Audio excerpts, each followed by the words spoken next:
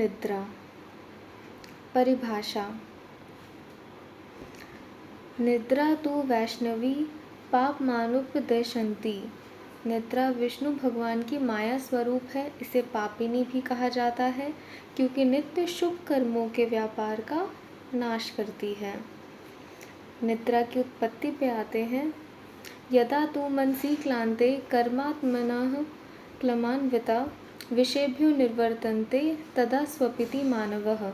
जब मन थक जाता है तथा इंद्रियां भी थकने के कारण अपने विषयों से निवृत्त हो जाती हैं, तब मनुष्य को निद्रा आती है। मनसी अर्थात अंतःकरण अथवा मन संयुक्त आत्मा का ग्रहण करना है। क्लांता अर्थात थकान, कर्मात्मा इंद्रियां और क्लमन्वित क्रिया रहित होना। जगत की उत्पत्ति काल में उत्पन्न तम गुण ही निद्रा का मूल कारण है। निद्रा का मूल कारण तम गुण है। तमोगुण स्वभाव के कारण सभी प्राणियों को सुला देने वाला है। अब हम आते हैं शय्यासन और शयन विधि पे। सायंकाल में सूर्यास्त के कुछ समय पश्चात लघु और हित भोजन सेवन करने के पश्चात मन को शांत रखकर पवित्र होकर शास्त्र अर्थात भगवान का स्मरण करके अपनी शैया पर शयन करना चाहिए। पास में सुरक्षार्थ दंड रखें।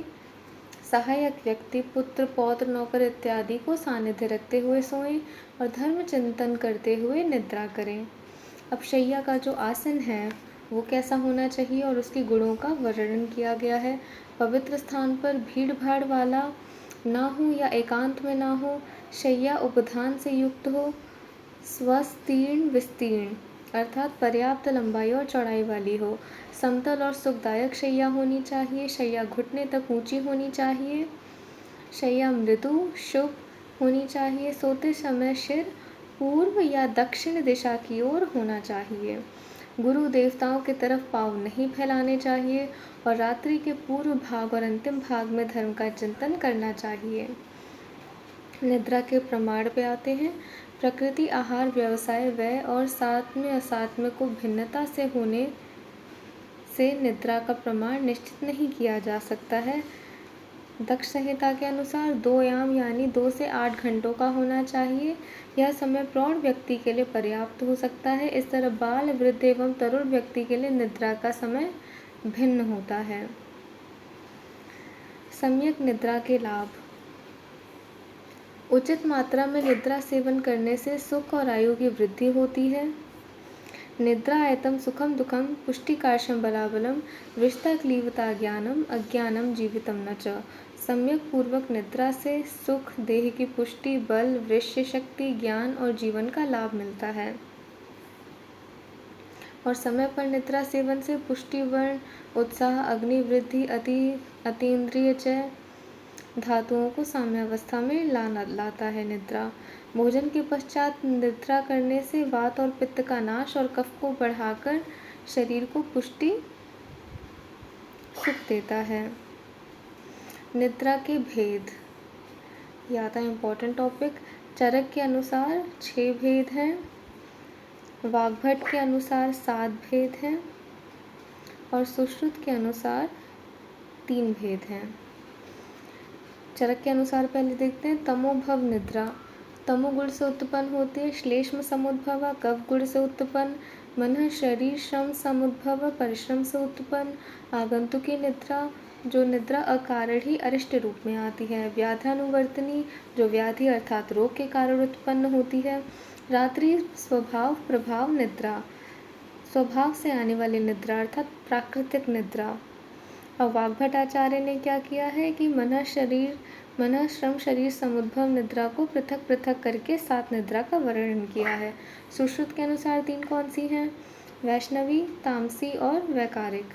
वैष्णवी निद्रा स्वाभाविक निद्रा है। तामसी निद्रा जो प्रलय काल में प्राप्त होती है और वैकारिक निद्रा मन व शरीर में कष्ट रहने से अर्थात व्याधि के फलस्वरूप होती है।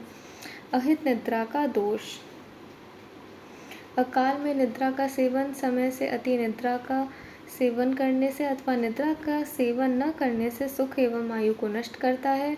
यह दूसरी काल रात्रि के सदृश होता है। और इससे कौन कौन से रोगों की उत्पत्ति होती है? हल्यूमक, शिरोगुरुतत्व,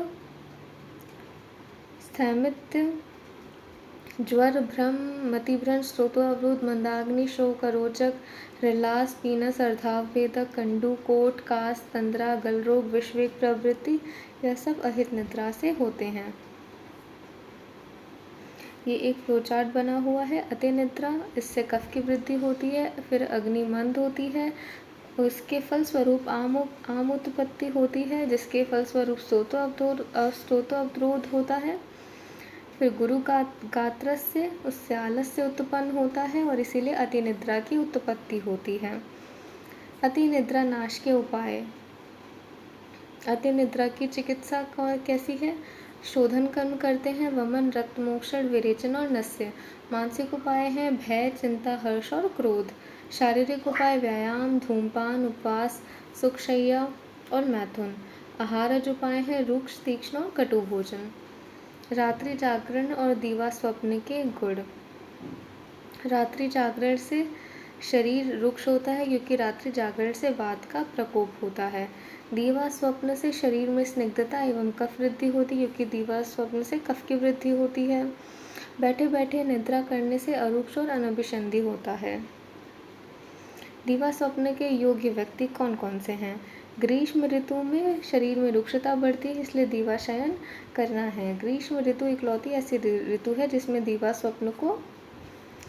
स्वप्न करने के लिए कहा गया है। विहार में योग्य है रात्रि जागरण, रात को चलने से, भार ढोने से, मैथुन से। आहार में योग्य है मद्यपान से क्षीण व्यक्ति में। शारीरिक अवस्था में योग्य है बाल, वृद्ध और स्त्री। अजीर्ण, अतिसार, श्वास अभिघात, उरचत, शूल रोग, हिक्का, धातुक्षय। मानसिक व्याधियों में आता है क्रोध, भय और शोक। दीवा स्वप्न के अयोग्य व्यक्ति।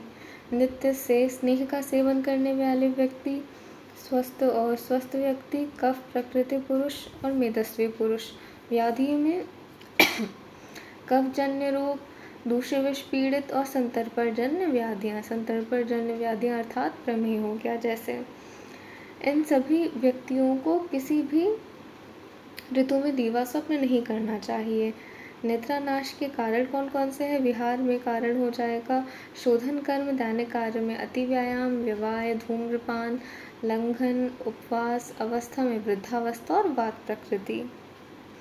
आहार हो जाएगा रुक्ष, तीक्ष्ण, कटु, उत्तेजक आहार सेवन।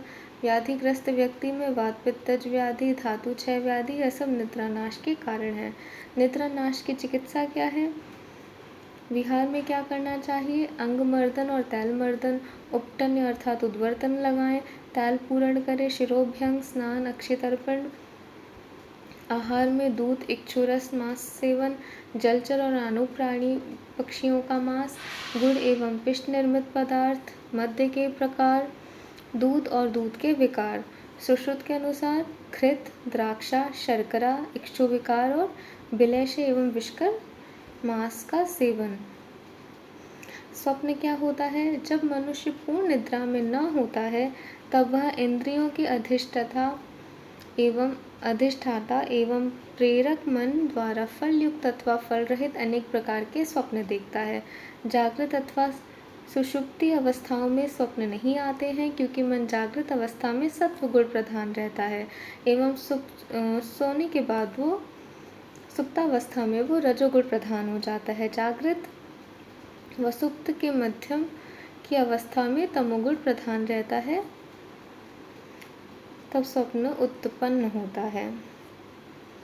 दोषज कारण है वात आदि दोषों से मनोवह स्रोतस्पूर्ण हो जाने पर मनुष्य दारुण समय में भयंकर स्वप्नों को देखता है। स्वप्न के प्रकार हैं। स्वप्न के 7 प्रकार होते हैं। दृष्टम श्रुतानुभूतम च प्रार्थितम कल्पितम तथा भाविकम दोषजम चैव स्वप्नम सप्तविधम विदु। दृष्ट, श्रुत, अनुभूत, प्रार्थित, कल्पित, भाविक और दोषज। दृष्ट स्वप्न क्या है? जागृत अवस्था में जिन घटनाओं को हम नेत्रों द्वारा देख चुके हों, उन घटनाओं को पुनः स्वप्न में देखना ही दृष्ट स्वप्न कहलाता है। दृष्ट अर्थात जिसको पहले नेत्रों से देखा जा चुका हो। शुद्ध स्वप्न जिन बातों को जागृत अवस्था में सुन चुके हों, उन्हीं को पुनः स्वप्न में सुनना ही शुद्ध स्वप्न है। अनुभूत स्वप्न जो घटनाएं मन एवं अन्य इंद्रियों से अनुभूत है, उन्हें स्वप्न में अनुभव करे, वह स्वप्न अनुभूत स्वप्न कहलाता है। प्रार्थित स्वप्न जिस वस्तु की इच्छा हो उसे स्वप्न में प्राप्त करना प्रार्थित स्वप्न है। कल्पित स्वप्न है जिनकी पूर्व कल्पना की जा चुकी हो, उस कल्पना को स्वप्न में साकार देखें तो वो स्वप्न कल्पित स्वप्न है। भाविक स्वप्न है भविष्य में होने वाली शुभ अशुभ घटनाओं का पूर्वाभास स्वरूप स्वप्न भाविक स्वप्न होता है। दोषज स्वप्न है दोषज व्याधियों द्वारा होने वाले स्वप्न दोषज स्वप्न कहलाते हैं। रात्रि के प्रथम प्रहर का स्वप्न अल्प फलदायक होता है, 1 वर्ष में फलदायक। रात्रि के द्वितीय प्रहर का स्वप्न 6 से 7 मास में फलदायक होता है, तृतीय प्रहर का 3 मास में और चतुर्थ प्रहर का 1 से 1.5 मास में फल देता है। तभी कहते हैं कि सुबह का स्वप्न सच हो जाता है, क्योंकि वह रात्रि के चतुर्थ प्रहर का स्वप्न होता है।